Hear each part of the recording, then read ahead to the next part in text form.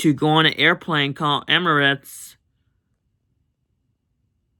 I'm not sure how much does it cost for there's nobody allowed on Emirates airplane to Dubai in West Asia.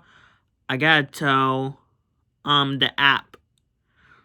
See how much does it cost to go on Emirates from Houston, Texas. Hey Alexa, how much does it cost to go on Emirates Airline from Houston, Texas to Dubai?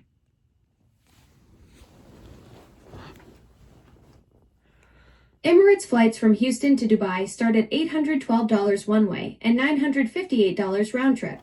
Would you like to know about specific flight times or other details?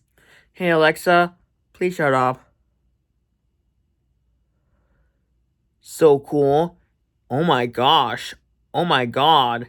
It's so many dollars to go on Emirates airplane Dubai in West Asia. Very expensive. Probably someday. There's nobody allowed to the tallest building in the world in Dubai by Gilsos. There's nobody allowed to go to West Asia by Gilsos.